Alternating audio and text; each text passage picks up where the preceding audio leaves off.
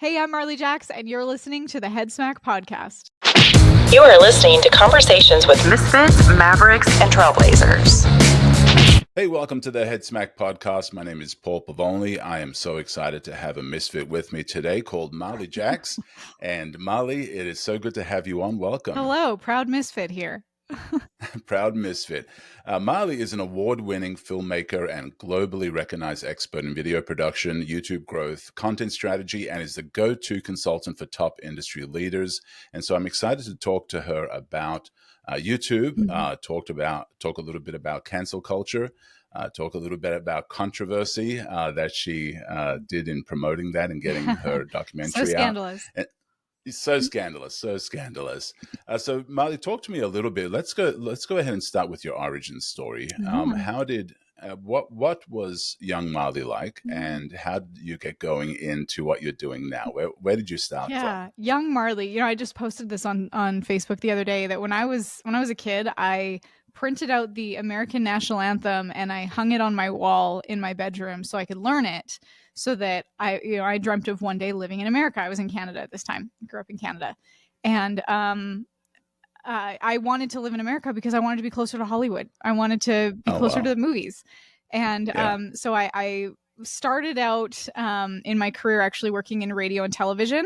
And then that was, at the time, I don't think that I was mature enough for it. I think there's a lot of egos in the industry that I didn't really know how to handle. And so it didn't. After that, I went into dental, which is total switch and very boring, not very creative at all for a creative person. And I found myself doing the social media for the dental office every day just for fun. And then next thing I know, they referred me to some of their other business friends, and all of a sudden I had a business, and I didn't really know what I was doing it. So I joined these Facebook groups and I bought some courses to learn. And then from there I started doing making videos for my social media clients, which was like, oh, I'm making movies for entrepreneurs, shifted into just solely mastering YouTube. I used to fly all over the country in America to film my clients' content. We'd film 6 months of content in 3 days, and then I would produce it over the next little bit. And then after the pandemic, that shifted, that clients would fly to me. And then that shifted into more of me consulting with clients and becoming we call it a chief content officer, where we, are strategizing all their content and how to turn that into leads and monetization. So when you say you were creative, creative, for some people, they think, well, I'm not really a creative because I don't draw pictures. But when you say you're a creative, in what way did you find yourself creative? That's funny you say that, because that's totally what I used to think. When I was younger, if someone said, you're creative, I'd be like, no, I'm not. I don't draw. I don't do pictures, whatever. Don't paint. I couldn't. I don't think that I have that skill in my body at all. But my creativity is storytelling, is communication, expression, and my medium is often through video. And then later in life, I fell in love with writing, and I had a blog for some time. And it's really just, it almost feels like I'm writing for myself, that it is this expression or this I don't know, it's just it's therapeutic, it's cathartic. And then when you share that with other people, that they also resonate with that, or they are entertained by it. And ultimately it's creativity is connected with other people through some kind of an emotion, whether it's sadness or humor or sometimes some triggering content that makes people angry. You don't take action until you feel something. Right. It's emotion generating of some sort. Not always the happy part or the positive part. Sometimes it is anger. And that's what creatives do. They interpret complex, they interpret things into culture and help culture understand it better. Mm-hmm. And so creativity is not always, just drawing pictures, or I don't paint, I don't act, I'm not creative. And so it is great to, talk about, what creativity is, and, how somebody might be creative and then but I'm working in dental, what can I do as a creative person? So that's amazing. So you went from, this necessity of doing social content for somebody that moved you into what has now become your career. Yeah. And so how long ago was that? So I was a full-time dental hygienist in 2016, and then started to slowly reduce my time in the office. That was so hard to let go of, the security of someone else signing your paychecks and feeling like, well, can I go all in? I need this. And I think the pandemic really taught us the security of having your own opportunities and being able to create your own opportunities. So I left full-time dental near the end of 2017. Wow. So when was the first time that you really felt that, do you know what, this YouTube thing is something that I could do? When was that? Yeah, I had I had a few local clients, and I had like a plumbing company, another dental office, an electrician, an optometrist, and I started making videos for them. And I also was making videos for myself because I just was having fun with it. And like, oh, if I have these frequently asked questions for my clients, what if I made fun tutorial videos on YouTube? That's what I did at the time. And the moment that I feel like that I was like, oh my gosh, this is like, I can get paid to do this. I can do this for the rest of my life was when my plumbing client, which when they first approached me or I was first referred to them, I was like, plumbing? That sounds boring. What am I supposed to do? Like make content about, oh, don't forget to turn off your faucet and a leaky faucet and whatever, replace your toilet. Like I had no idea. I had no idea what I was going to do to make that interesting. But I was like, well, if I'm going to create content, I want to create content that I would enjoy. So that became my mission with every client. Like how would I be attracted to this, even if it's something that's somewhat irrelevant to my life? Like I'm not thinking about plumbing on a day-to-day basis. Right. And so what I did was I created a character for one of their service technicians. He just in like getting to know their team, there was this one service technician that was really good at doing accents and impersonations. And so we created this character for him called Plumber Dundee.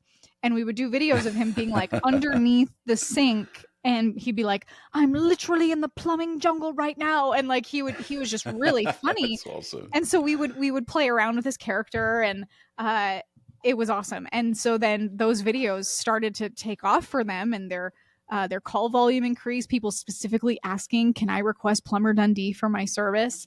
And so that's where I was like, oh, this doesn't have to be just like step 1, step 2, step 3. Let me talk to you about this and click the link below and book a call with us.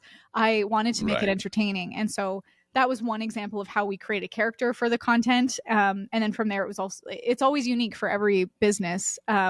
Is it a characterization? Is it a storyline? Is it just a different way? And even if you do step 1, step 2, step 3 tutorials, it's how we interlace these storylines and raising the stakes the way that in the movies there's these open loops that make you want to keep watching to the end. Yeah, talk a little bit about for the content creator, for the plumber, that is like, wait, what do you mean loops? Yeah. What is that? What exactly do you mean by that? Can you share a little bit about that? Yes. So and I feel like this might ruin people when they're watching movies now, because you're going to recognize what they're doing to you. And this is one of my favorite things. I'm probably one of the worst people to watch movies with because I'm always commenting on things. Thankfully, Steven. I'm the same way. I'm always trying to figure it out. It's like, oh, I know what happened. That thing happened right there because we're going to see that again. You're planting a seed, right? Foreshadowing. Yeah. Oh, Chekhov's gun. Like they're such good little, and I feel like, it changes how you watch and consume content, even social media content that you're like, why do I want to keep watching this? Or why do I want to click away, and what would make it better? So anyway, to go back to what are open loops, it's basically when they create a subtle question mark in your mind. And if you watch the beginning of any movie, and actually one that I show with my clients, I'll pull up the first 60 seconds of the movie Deadpool. And I don't know why I picked Deadpool. It just happened to be the movie that I was watching when I realized what this was. Yeah. So in the first 60 seconds of Deadpool, I'll play this 60-second clip, and it starts out with Deadpool sitting on the top of an overpass, his feet kind of dangling off the edge, and he's drawing a picture. And in the picture, it says something, blah, blah, blah, I'm Francis. And then he looks at the camera, breaks the fourth wall, and he says something about, I got these bad guys to fight and a face to fix. All right, here we go. Maximum effort. And he drops down and lands in the car at the perfect timing when these bad guys are driving. Right. All right. So then I asked my clients, my audience, what question marks came up in your mind, even subtle? Think back to what just happened. Okay, why is he sitting on top of an overpass? Why is he wearing this crazy costume? Who is he? On the paper, said something about Francis. So who's Francis? Who are the bad guys? What's wrong with his face? He said he has a face to fix. So all of those tiny, subtle little question marks, those seeds are planted that open a loop. We have this Right. unresolved problem that we need to understand what's happening. And sometimes they're really big open loops. Like, you know, the end of a soap opera has this massive cliffhanger. Oh no, the bullet was streaming through the air, and did it hit them or did they move out in time? You got to stay tuned until next episode to find out. So sometimes the open loops, the cliffhangers will be like really big, or sometimes they're just really subtle. Like sometimes you'll see just in content, like, hey, I'm going to give you 5 tips. And the 5th one is the most important one, that if you don't do this, the first 4 won't even work. Okay, well, now I need to watch all 4 and the 5th one. Right. And I think we realize that, and we see these open loops all the time. Like you mentioned, soap operas. I mean, Netflix binging. You know, it's we do it because they leave it and they're like, wait, I can't leave this unresolved. I've got to figure out what happened. They were at this point of, you know, drama, or this point of, you know, something happened. I've got to figure out like what happened. And so you start the next episode and then it's resolved in the first 5 seconds. And you're like, oh, okay. But then you keep watching. And then of course another one happens and you're like, oh, now I've got to watch the next one. So, well, they're opening so many powerful. loops that you like, it would be actually a really cool exercise for someone to like write down every open loop. Because another thing, if we go back to that Deadpool example, while he's fighting the bad guys, he also, you hear his, you know, inner voice, his dialogue. And he says something about like the love of his life doesn't even know if he's still alive. So what are the open loops that we still haven't? We still don't know who Francis is. We still don't know what's wrong with his face. He says he has a face to fix. Why does the love of his life not know if he's alive? So there's multiple open loops, and some will get closed, but some are still open. And then they're opening new ones before they've closed those next ones, all leading up to this big grand finale. Another example I like to give is like a stand-up comedian. The stand-up comedian doesn't just have a good joke at the beginning and a good joke at the end. If that was it, it wouldn't be a good comedy set. They have to have good jokes that are like building the anticipation that they have these mini payoffs, bigger ha-has, leading to the big grand finale, hilarious grand payoff that you're like, oh, that's amazing. I want to see him again. Otherwise, you'd be throwing tomatoes at the stage. That is so good. Yeah. And I think that's so important is, you know, especially if you're getting into content creation, is to become more analytical about it. Like, why am I feeling this emotion right now? Why am I feeling this urge right now to do certain actions? And and just dissecting it and seeing like, why is this working on me the way it is? So, you know, Deadpool does it amazingly. What about for the content creator that is like, well, how about for me? How would I do that for what I'm creating? What are some ways? And you shared one about the tips. What are some other ways that they can create things like open loops? Yeah, and there's so many fun ways. It could also just be like how you lead into a topic. So, for example, I have a client that he's a doctor for osteoporosis, which again, for me, I'm like, how do you make that interesting? But there's always a way. Like even there's always a way that you can make this creative or funny or dramatic. So if maybe something that he's saying, I know there's a video that we were reviewing a script recently where he was talking about a supplement, a specific supplement that a lot of people are taking. And he, leading into this point of talking about it, okay, now we need to talk about this. And this is a common question I get because a lot of people are misusing it. The media is saying that this is great, but here's what you don't realize. And if you don't do this right, you might actually be putting yourself, backwards. Okay, well, that's an open loop because I'm like, well, what if I'm taking this supplement? Am I doing it wrong? Am I actually wasting money and making myself worse? Okay, so it's just how you lead into that conversation. There can also be things like, okay, I'll give you a sneak peek at a video we haven't filmed yet, but we just started scripting. So I wanted to do a tutorial video about, I do this thing called Get It Done Day, which is how we prepare a month of content in a day. And so I wanted to share a little bit of my process, like here's what we do. But I don't want to just be a tutorial video because I would like to, stand out from other people online. And so, and I have a great videographer and editor that can help me get creative with the editing. So we were going to do this thing where my team, I don't know how, I can't do the technical of this, but they can do this thing where they can put 2 of me on screen. And and so we're going to have present me and future me is going to come and say, you forgot to post about Talk Like a Pirate Day 2 weeks in the future. Oh no, what are we going to do? And then before future me goes back into her time machine and goes back, she's like, oh wait, I have to tell you what happens 15 minutes from now. And then she gets sucked into the time machine. Oh, wow. And then we don't know. Whoop, open loop. And then I'm like, well, I guess we'll find out in 15 minutes. All right. In the meantime, let me share with you how I do the Get It Done Day. Nice. Yeah. Wow. That is awesome. I hope it turns out great. We haven't filmed it yet. Yeah. But it's so effective. Open loops, we see them so often and we don't even realize it. And I think as for that person that is, look at, watching this or listening to this and they're wondering about their marketing and especially video marketing, pay more attention to the content that you're consuming and that you're attracted to, because you'll find a lot of these things happening that you don't even realize it, but you're drawn in, you're called to act, you're called to watch the entire thing, and pay attention to what those are. With open loops are a great Headsmack for some people right now. So that's amazing. Good. What are some other things when it comes to content creation that people can be aware of or pay attention to? Yeah. So open loops, raising the stakes is kind of hand in hand with open loops. It's like, how do we make it even more intriguing? So for example, I have a client that Genius. He's basically, he has a mini bike company. And he's going head to head with like, Coleman is actually one of the leading mini bike companies, which were like, hey, stay in your camping supplies. Let us handle the mini bike industry. And what I compare him to is like, imagine if Nike was documenting how they built their business back when they started Nike. Like, he's building this incredible mini bike brand and he's building it by documenting how they're doing it. So he's sharing like, I'm working with the welder and we're putting this together and I tested it and then this happened. But what we're doing before we even film is we're orchestrating, we're strategically planning where we're going to insert, where we raise the stakes. And so raising the stakes is like, there's a bigger risk. There's a bigger risk. There's a bigger risk. So for example, you might see this in, let's take like a chick flick movie, for example. This girl falls in love with a boy. He doesn't answer his phone. And now she's not sure, do I wait for him or do I go back to my ex-boyfriend? And it's like, oh, the stakes are raised. Like, she has a big decision to make.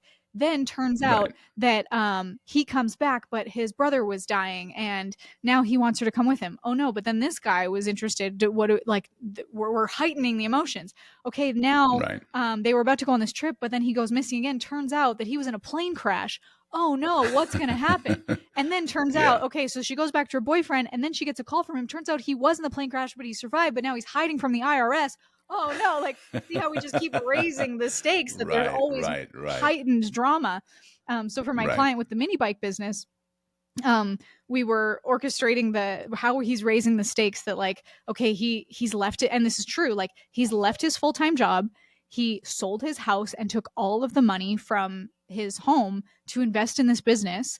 They only have this much time to be able to launch it, get it off the ground, be able to recoup some of their costs and actually sell these bikes and launch the business. And then in finding a manufacturer, they had a manufacturer that fell through. And like, this is all true.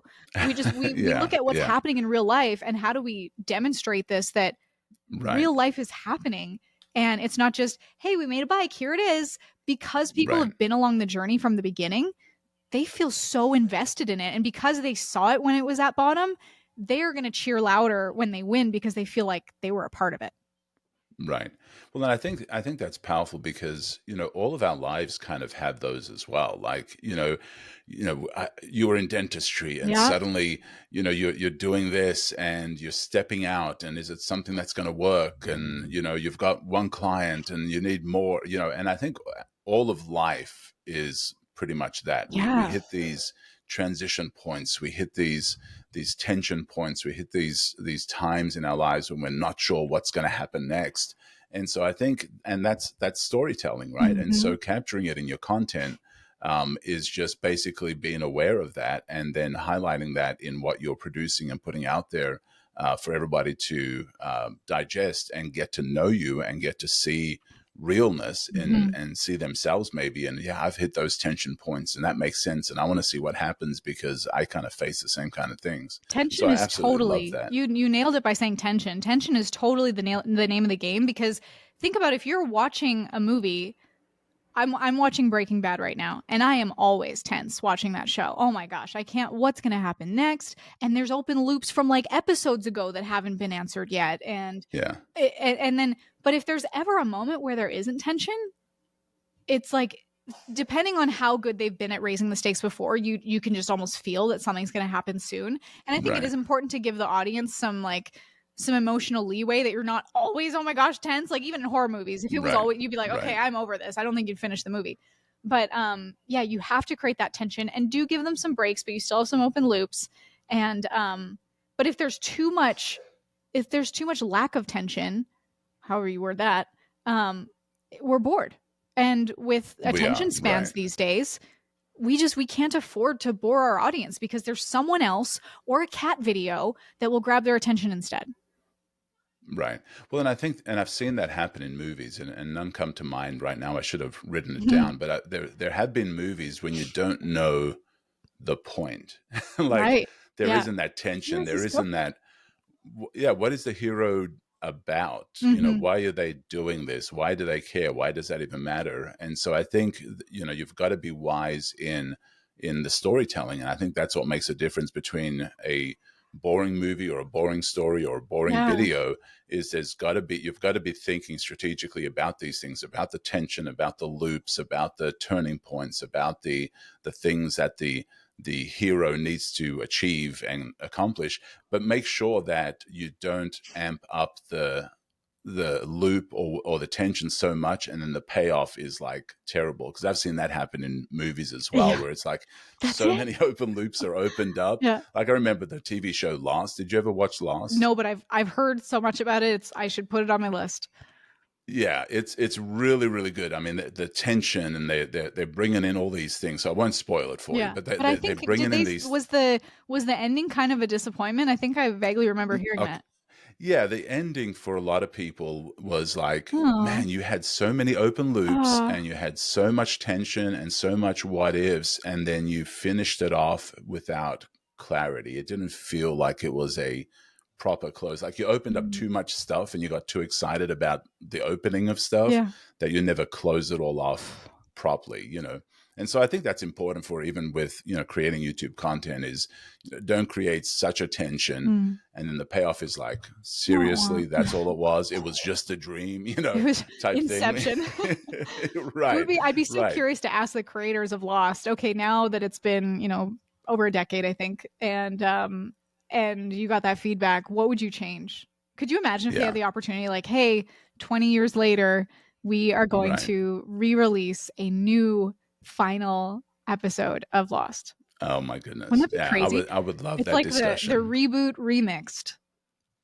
Right. Yeah. Because movies have done that. You know, we realized we didn't do it well. You know, Deadpool, you mentioned Deadpool, you know, Deadpool in Wolverine, people were like, that was a terrible Deadpool. You closed his mouth, and his mouth was part of what it was about. And, you know, he needs to be redeemed, you know, and so hopefully that'll happen with Lost.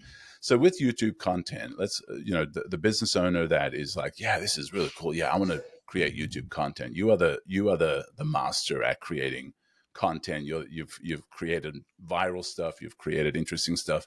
When it comes to the average person creating content, what are some first steps for them to do? What are some things that they need to get in order before they start creating YouTube content? Yeah, I like to reverse engineer the outcome. Like, what's the point of this? Kind of what are we talking about? Where is this going? Are we trying to generate leads? Are we trying to build a big brand, a movement? And sometimes it's all the above, but we also want to know, like, in each video, is there a call to action? Is that call to action leading to somehow that they're going to join the email list, that they're going to come to an event, that they're going to book a sales call, that they're going to go to the next video? I really think that actually the best call to action is the next video, which is like, we strategically orchestrate that so that we make our content bingeable. We do have subtle calls, like click the link below. I actually, you know, created my shopping list for you. You can print it out below, but I'd like to make those more by the ways instead of commercial breaks, because people pay extra money to skip commercial breaks.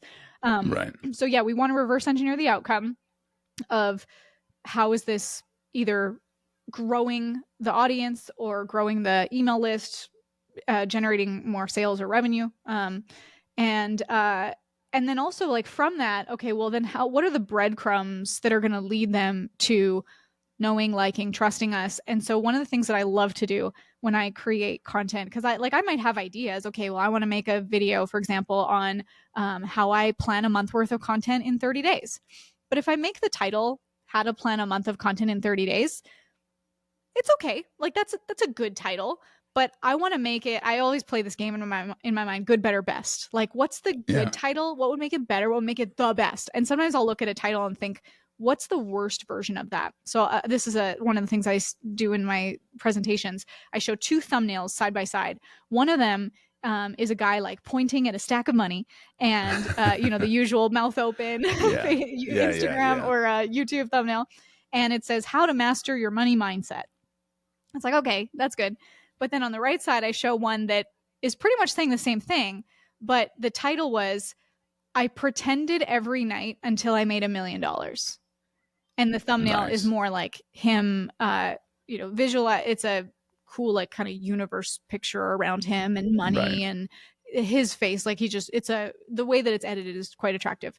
And which one would you rather watch? For me, I know that I have more curiosity in I pretended every night until I made $1 million. I have more questions when I see that packaging versus how to master your money mindset. When I look at if the title and the thumbnail and just the way that you've presented it makes me assume, I don't have any reason to click. If I'm like, oh, they're probably going to tell me to budget and probably tell me to visualize and write down all the things that I want, and I got to save money. Like, if I can guess what it's going to say, I'm not going to click on it. But if it gives me question marks by looking at it, heck yeah, I'm going to click on it, because I have this insatiable curiosity that now I need to click on it to close that loop and answer those questions for me. So it's finding how we're reverse engineering the outcome. What is this leading to? And then how do we create curiosity before they even click on the video? And then once they do click on the video, we have to deliver on that promise that it's not just, hey, my name is Marley, I'm a blah, blah, blah, this is why you're watching this video. Like, they didn't come here to learn about you yet. They came here to get the promise of the video. And then from there, it's good storytelling. It's open loops. It's raising the stakes. And so when I plot out a video, I kind of do like the beginning and the end first, because I want to create an intro that's entertaining and has a really good hook at the beginning, something that isn't obvious, that they're not just like, oh, okay, now she's going to tell me to budget. Like, roll eyes. My mom told me that enough. Like, I got it. And then, but some kind of open loop. So, I mean, I gave you the example of the time traveler one. I have to, oh my gosh, I have to tell you something that happens in 15 minutes. Well, what's going to, at the end of the video, this video is 15 minutes. We're going to find out. And then I can make the meat, like the meat and potatoes, the middle part of the video, which I'll still insert some open loops and maybe some humor or some emotion or, fun editing. Yeah, I love that. And I love, what you said about the curiosity, creating the curiosity, because like you said, if the title says everything, then you're like, well, I can pretty much predict what that's going to be about. And that's where they just skip and go to the next one.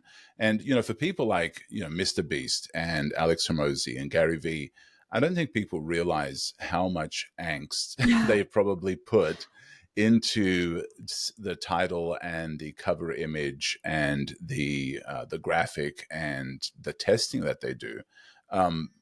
What are some of your thoughts about them and the kind of content that they're putting out and why it's working for them? Why are they so big? And maybe there's somebody else that's bigger that I just don't know, but why are they so big right now on YouTube? Yeah, I mean, they've earned it. They are doing an amazing job with the content they're creating, the storytelling, but it's also interesting to see where they came from. Like, Hormozi or Mr. Beast or any of these big names, like, they didn't start that way. So it's really cool to see the progression that Hormozi, like some of his beginning videos, he was like in a closet. It was not great lighting, wearing the nose strip, just talking almost like just nonchalant, like, hey, here's what I've done in my business and I'll share it with you today, which is also part of the shtick of what makes it so interesting. He's branded himself in a really cool way too. And like at the beginning, his tagline was like, I have nothing to sell you, which made him very trustworthy. But then when you also hear why he has nothing to sell you, because he's made so many bajillions of dollars, it's like, okay, this guy must know what he's talking about. And also he has this look that, he's buff, the mustache, the nose strip. It's like that's a hook right there. It's curious. I'm curious about it by watching it. And then Mr. Beast, like where he came from, he was just so obsessed, and like the obsession with the content is also what makes us so curious, because like you see this guy and you're like, this is a kid that's not going to give up, and this is a kid that's obsessed with this, and almost similar to the like, I want to feel like I've been at the beginning with him. I want to see how he grows and be able to say that I was there from the beginning. And the fact that he was like so generous in his content at the beginning, like, okay, if I get a sponsor, I'm just going to give all the money away to a homeless person, and knew how to tug at the emotions and the heartstrings. And so now like all of that from the beginning has just evolved into, you know, they have more resources, they have more storytelling ability, more bigger skills, but like a lot of the things that were in those foundational pieces are still what we see in this content. Mr. Beast is incredibly generous. He's often giving away money, and we can vicariously live through that to feel like the emotion of the people receiving it, or also feel like we're so proud of Mr. Beast for doing it. And yeah, they're so good at the storytelling and making it relatable or aspirational. I think that's like, those are two keys: being relatable, that they can watch you, and regardless of if they have had a similar experience. Like, I'll tell you an example for me. It's so strange to say that my audience grew a lot when I was going through a divorce. And I shared my personal story that I was going through divorce, but I also at the same time was about to speak at Funnel Hacking Live on stage in front of 5,000 people, this like pinnacle moment in my career, while also my personal life is kind of falling apart.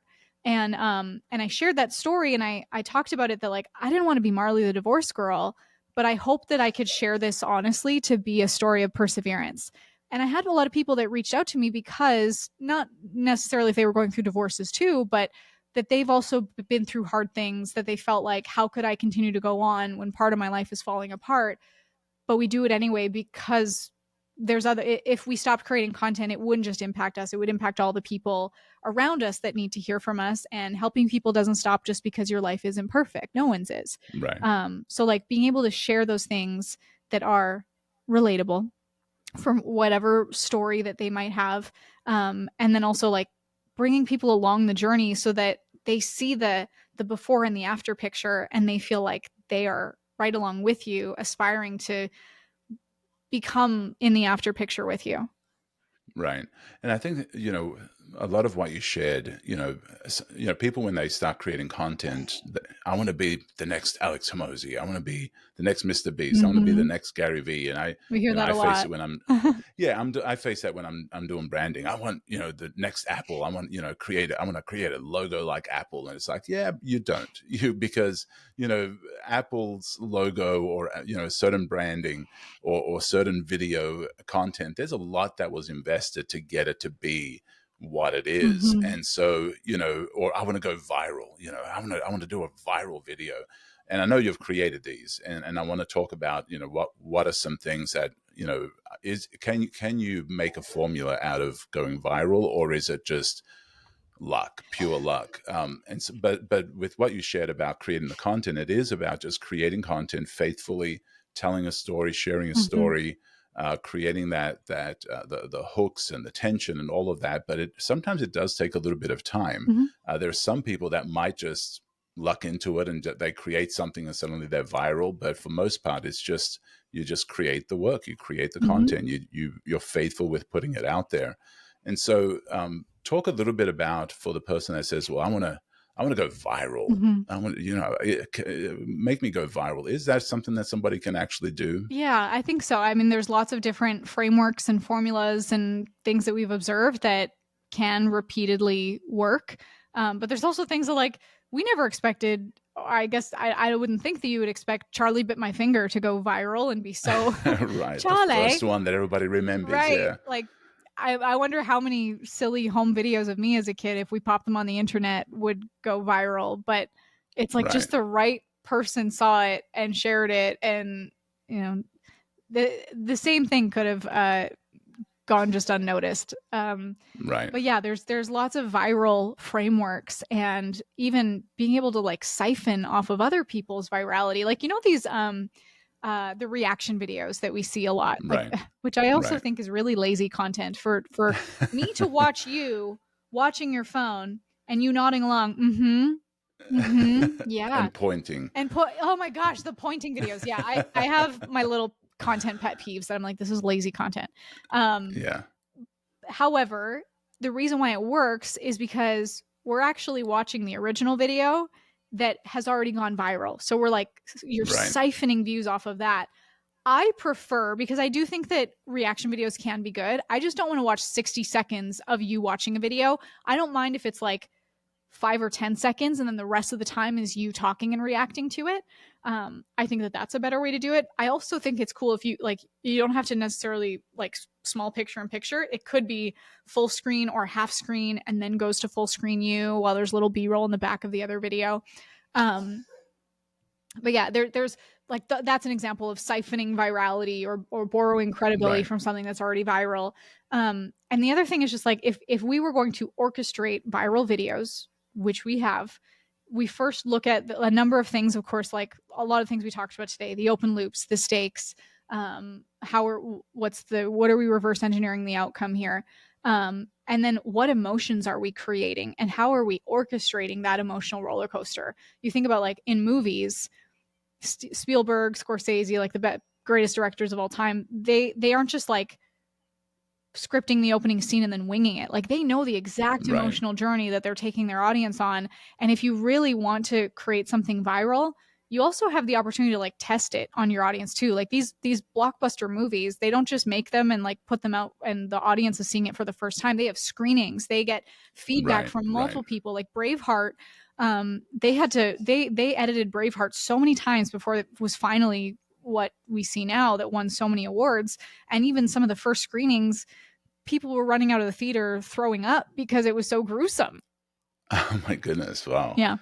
So not that we need to do that with viral content, but just to say that like we know what works in terms of raising the stakes and creating open loops and tapping into emotion. And when we talk about tapping into emotion, if you want to make something viral, you have to create something that is going to be shareable, that people are compelled to share it with everybody, whether it's because it's something funny or maybe it's something that makes people angry.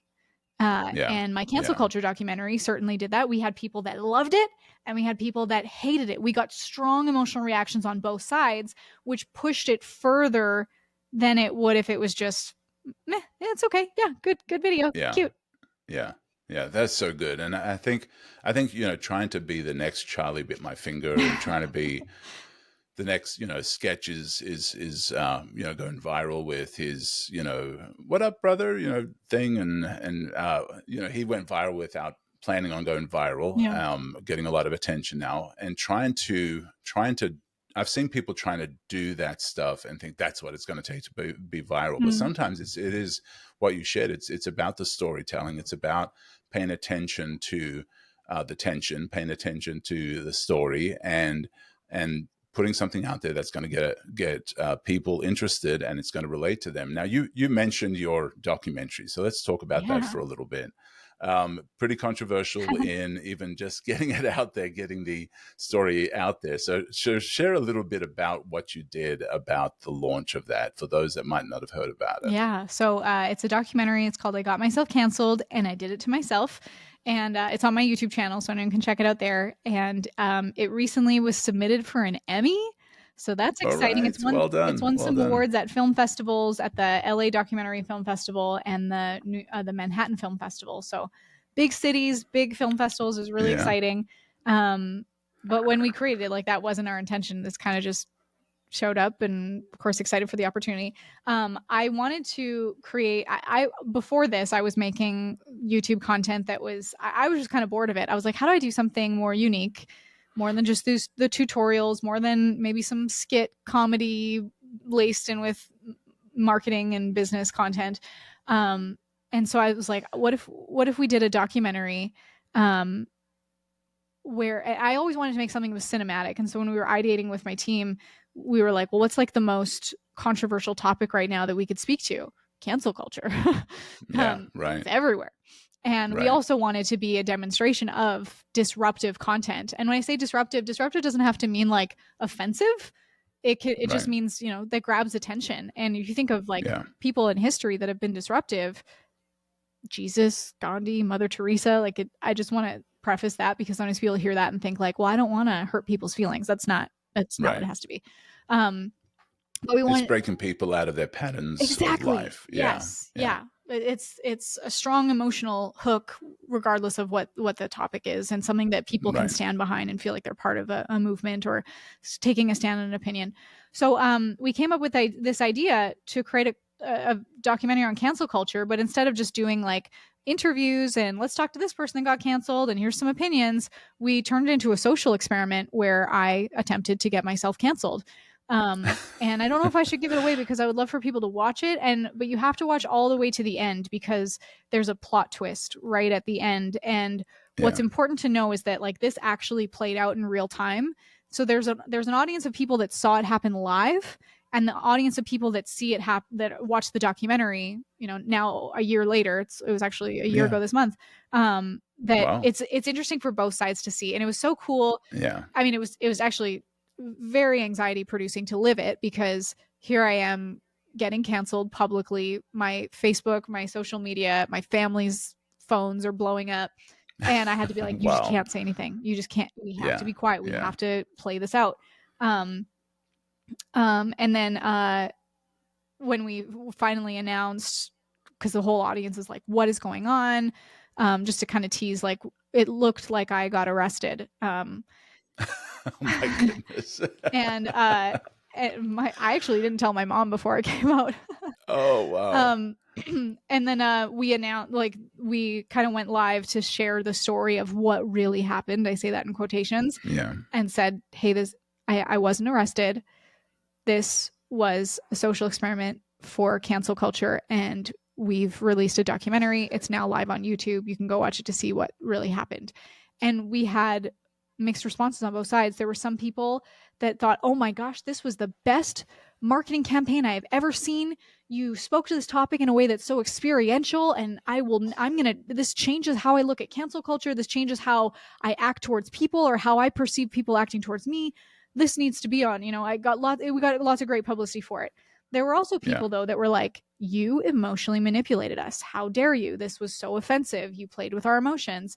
And when in the announcement where we shared, like, here's what happened, we prefaced it with that, like, just so you know, the media is constantly toying with your emotions. However, they're not pulling back the curtain to show you here's how it's done.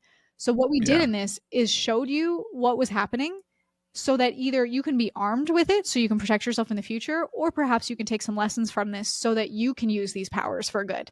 And that was a pretty bold thing. Wow. Yeah. So now, you know, we talked about, you know, looking back at movies that you know, lost, or TV shows that did certain things, and looking back, what would they have done differently? What would you have done differently with this? Anything? Did this do what it was supposed to do? Or yeah, I mean, it definitely, it got people talking, and we wanted people to be talking, and we knew that we were going to get people that didn't like it. We knew that we were going to have people that hated it. And I mean, we had people that even made their own YouTube videos bashing it and saying this is awful and calling me a grifter or whatever that means. And people wrote blogs about it saying that they hated it. But we also had, I mean, I got lots of speaking engagements and podcast interviews and people that wanted me to create documentary. We actually call it a docu-stunt, a documentary publicity stunt. And so now, like, that's a whole new category of video. We've also talked to some streaming platforms about like licensing it or creating a whole new show with it to create more docu-stunts. So there's some cool opportunities that have come from it. And the thing is, like, whether you get good or positive reviews on it, you're never going to get everyone that loves something. What's that quote? Unless you're a taco. But it was so exciting to do. It was, I mean, I was a wreck for a few days because it was, in the moment, I had no idea how it was going to play out. Like when these rumors were swirling about me online, and then we added onto it, which there's a documentary on my YouTube channel, and then there's also a behind the scenes of it. It's how we fabricated the scandal, showing like, okay, we leaked this picture of my mugshot. I'm giving away a little bit of details. Hopefully people still go watch it. We leaked my mugshot. And then when it actually started, some of the attention started turning to cancel the person that leaked it. And so then we had to orchestrate something that I did worse to bring the attention back onto me because we didn't want this guy to get canceled. Dan Henry was a part of it, he was the perfect person to do it because he's known for being, you know, polarizing and a little controversial. Right. But it was, I mean, we got what we wanted and then some, But I was going to say, like, while doing it, there was the risk that, like, what if people hate it and I actually get canceled for real? What if people don't see the conclusion and think that I actually was arrested? And because the mugshot said like battery, aggravated assaults, like that's pretty risky to put out about yourself and then to be like, just kidding, right. It's not true. Yeah. Well, and with something like that, I mean, that is so risky. Like you don't know if it's going to resolve the way you want it to resolve. Right. I mean, something else could have happened in the news that would have taken attention away from you. And then suddenly that loop is not closed, but people have just assumed that that's what was happening. Yeah. And then we're like, hey, wait, no, come back. Let me tell you this. Yeah. I need your attention again. We'd have to create a whole new campaign. Right. So is that something that that you want to do more of? You mentioned, from the very beginning, you mentioned about Canada, Hollywood, wanting to do these things. Now that you've got a taste of doing documentaries, is that something you're wanting to do more of? Yeah. I'm actually going to LA next week on Monday. And there for the whole week. And I'm going to be meeting with agents and casting directors and producers. And I have a few different ideas for shows, I actually have three different ideas for shows that I have proposals written out for and want to meet with the right people and just network. And I know that my skills that I have from business, marketing, entrepreneurship, I think that's given me skills that I can kind of enter into this space with, I think, a new opportunity. I've just been studying a lot of how actors get their feet off the ground in that space. And I think me coming in with an entrepreneurship angle might be a cool way to enter Hollywood. That's amazing. And it all started off with you memorizing the national anthem in Canada. Yeah. So awesome. Now talk a little bit, so you're going to Hollywood, you're going to LA. Talk a little bit about marketing and Hollywood marketing. What is Hollywood marketing? And tell me a little bit about that. It's so funny. Us coming from online content and marketing and funnels and stuff, like we have content everywhere and we have all of our contact information on our website. If you want to get in touch with me, like here's all my platforms, here's my email. In Hollywood, it's like they have their website and they have like a logo on the website. And if you want to contact me, figure it out. Like it's just not open out there. So I have to be a little bit of a private investigator to find people's contact information. And even then, people that do, they're getting so many emails all the time of people trying to pitch them. So you got to cut through the noise. So maybe I'll have to do a docu-stunt to, capture people's attention in Hollywood, get myself canceled in Hollywood or something. And so, it's a lot of networking, a lot of just like who you know and who they can introduce you to, which I also think business has prepared me for, that I'm not showing up just like, hey, here's my resume.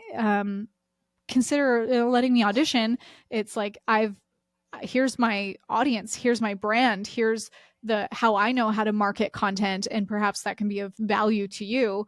And then also coming with like these proposals that I'm like, I know that we could make money with this. Let's make money together, not just please give me an opportunity. Let's collaborate. That is so exciting. Well, I hope all goes well with that. Thank because you. That sounds pretty amazing.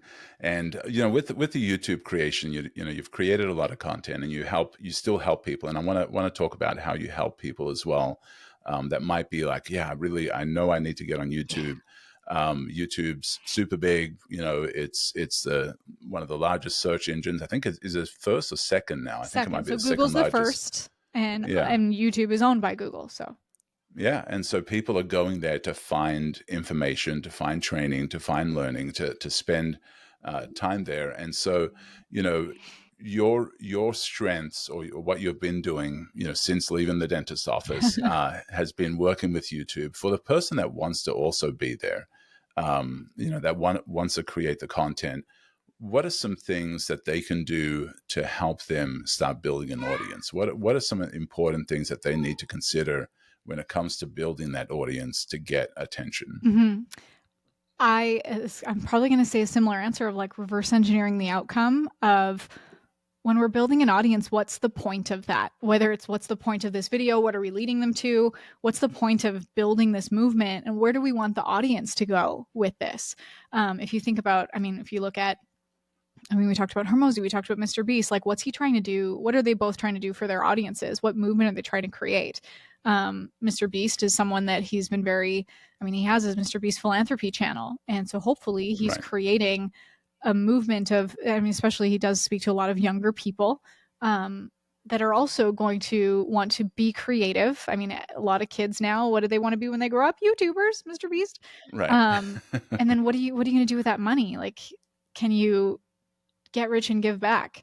How can you make money by doing something creative that's also, you make money by being generous to other people? So I think that that's a really cool movement that he's creating and building his audience. Alex Hermosi from the beginning saying, I have nothing to sell you, but I do invest in businesses up to here. So if you like, my intention is to help you to build your business. And then at some point, maybe I can invest in it. Like, we know that his movement is building the most incredible free online business education in the world. And so, like, think about the ripple effect that will create, that the people that feel like that he gave so generously to them, maybe they will then give so generously to whatever business and audience that they serve. So when you're creating your audience, think like, what's the thing that I want people to know me for? The thing that I came into their life and changed. Like, so for me, I think that mine is about creating content that is just a genuine expression of who you are, that from that you are fulfilled in the art that you create, and you help fulfill other people, that you help them to feel things, because people don't take action until they feel some kind of emotion. Right. And I also personally hope that, like, in me sharing my stories of me going after crazy dreams, which I didn't really give myself permission to actually admit to myself that I wanted until like my late 20s, even at age 30, that people also see, okay, I can make dreams come true too. And don't have to feel ashamed of saying, like, I want to make movies in Hollywood. Okay, I'm going to make movies in Hollywood, and come along for the ride with me. It doesn't happen to everyone, but I'm like not going to give up. And I hope that whatever your dream is, you don't give up. So yeah, thinking about the movement around your message. That's amazing. So for the person that is where you once were, what would you tell them? What would you encourage them with?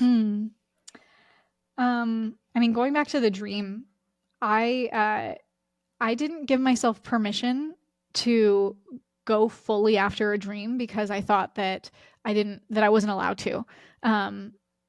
That doesn't happen to most people. They're not a lot of people make it in Hollywood. Not a lot of people make it in business, in entrepreneurship.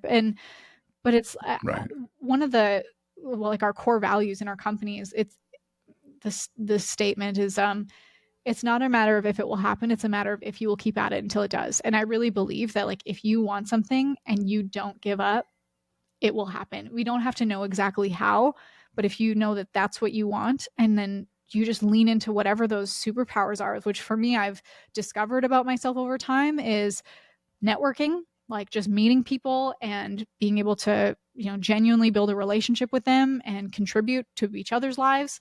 And then content, like the stories that I tell that allow me to connect with more people, and that also allow people to get to know who I am.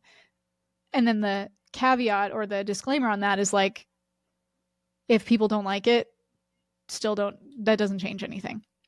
Right.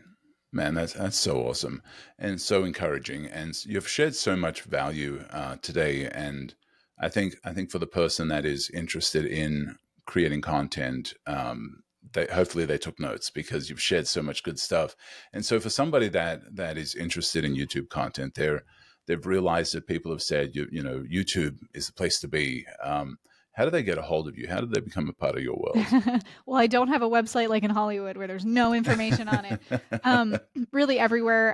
Would love for you to check me out on YouTube. Look up Marley Jaxx. Instagram is Marley Jaxx. And I respond to all my DMs personally. Like, there's no assistant or VA in there. Like, you can reach out to me on Instagram. My email, marley@marleyjaxx.com. Or check out chiefcontentofficer.co, not .com, .co. And that's how we support people. We give people templates every month to kind of be like we install ourselves as a chief content officer in their business. And so who would be the ideal person that you could help that should reach out to you? Yeah. Business owners, entrepreneurs, people that want to monetize content online, whether you have a creator business where you're monetizing your influence, or you have an online business where you sell a product, a service, a coaching or course. And in our programs, we have templates for all kind, and we call it our creator pack. We have a framework that is the letters of creator, and that's the content that we help you put out every month. And then we do our monthly Get It Done Day, where we help you to plan out your content every month too.